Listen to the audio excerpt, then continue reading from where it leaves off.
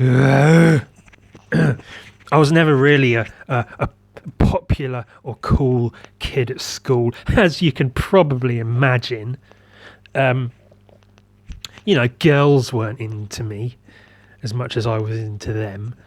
I think I was into guys as well, boys at the time, young teenage school boys at the time. But I kind of, I guess, like pushed that way down because, can't have anyone finding out I like boys. They'd think I was gay. Can't have that. Can't have people thinking I'm gay. So I got quite obsessed with girls. I think a mixture of like focusing on girls rather than boys, and the fact that the girls wanted fucking nothing to do with me whatsoever at all. So became a little bit obsessed, maybe. I wouldn't say I was a stalker, as much as I maybe would sort of find out where some of these girls at school lived and sort of go to their houses at night time and, not stalking as such. Well, so people would often walk home from school in groups or whatever. Sometimes I'd be included in that group, but like just because I was around, not because I was really like a part of the group. Oh Jesus! I literally just now remembered something very, very cringy. Oh, no, maybe. That's. I'll talk about that at another point. I'll make a note of it. Actually, that's horrible. So people would walk home from school in groups, and like I'd usually just be at the back of the group listening to music as they were walking. And as we got closer to certain people's homes, they'd like break off and go home. So like this person would go home, that person would go home a few minutes later. So I'd note like, oh, this girl is going home, she lives there. That girl's going home, she lives there. And then it was just like the boys left or whatever, and they'd all rough house and, be boyish. But like I say, I'd sort of carefully note that like, oh, okay, well, she lives there then. And maybe on one or two occasions I'd sort of find my way to their house at night time. I used to go out on walks at night from a fairly young age, maybe like 14, 15 years old. Literally just go out like, I don't know, midnight, 1 o'clock in the morning or so, just to walk around, clear my head, whatever. So I used to do that. So sometimes these walks would have the purpose of just sort of standing outside a girl's house. Sometimes I wouldn't know what room was theirs, but I could probably guess by like the pink curtains or fucking whatever. So I'd sort of just kind of stand, not right out in the open like in the street, but somewhere I could see the window, and then I just sort of like imagine being in the room, like imagine being allowed to be in the room with her, like she'd invited me in and it was cool and we were hanging out having a good time. I think I would think like sexual things, but quite rarely really. It was more just like it was just I just wanted to be accepted. I just wanted to be let in.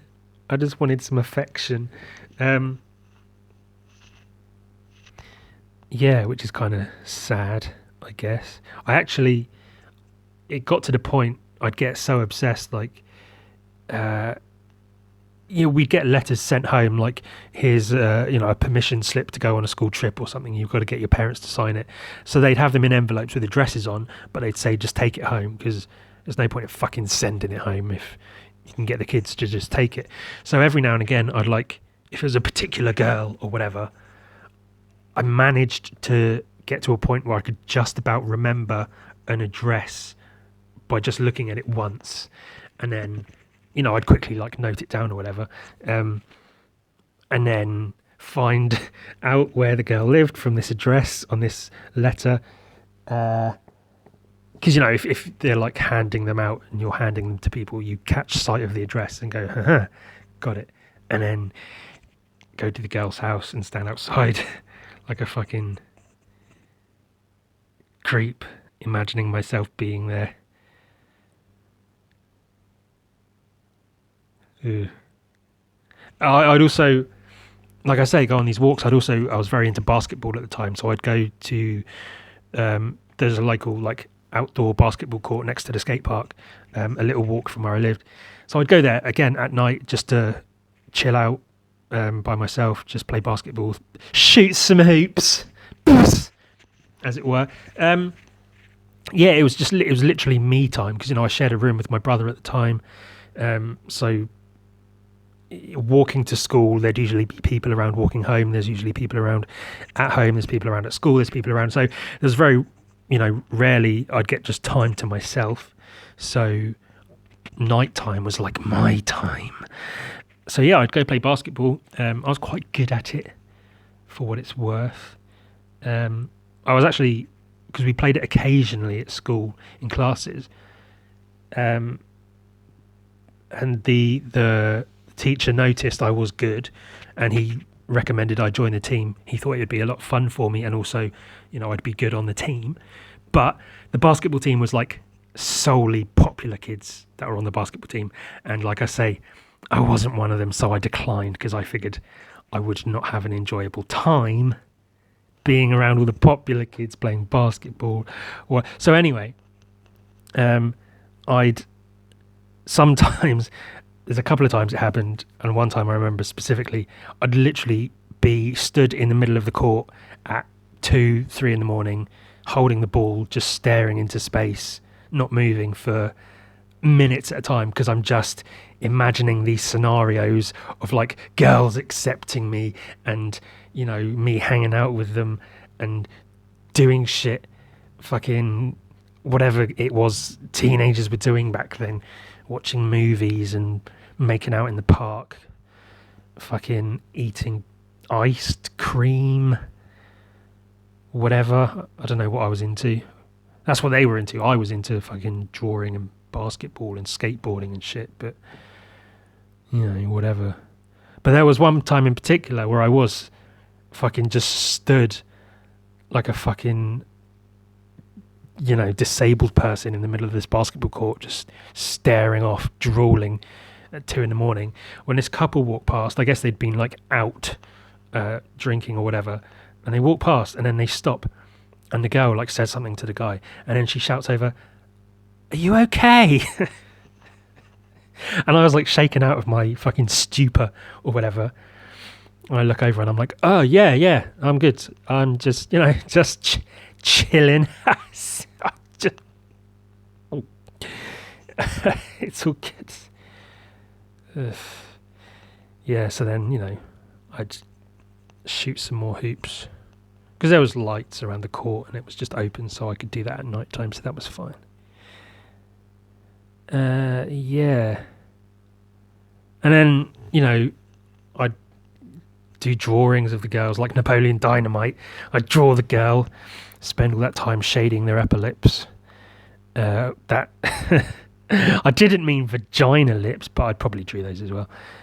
Yeah, I'd draw portraits or pictures of the girls. I'd draw pictures of stuff, you know, like, "Oh, hey, what's your favourite animal? I'd draw it." Ooh. And, you know, they'd say, "Oh, your drawing's really good, but fuck off. Leave me alone, you fucking creepy, filthy, rotten cunt. Fuck off, Ewan. Go fuck yourself. I'll phone the police." I'd write them letters, like cringe-inducing letters, you know, declaring my love. But like, I'd write letters, I'd buy gifts, but like the letters I'd never show them or send them. The gifts I would never give them. I ended up just throwing it all away, ripping them up, burning them, whatever. Which is all quite sad, really. Glad I've grown out of being such a creep though by now. See, because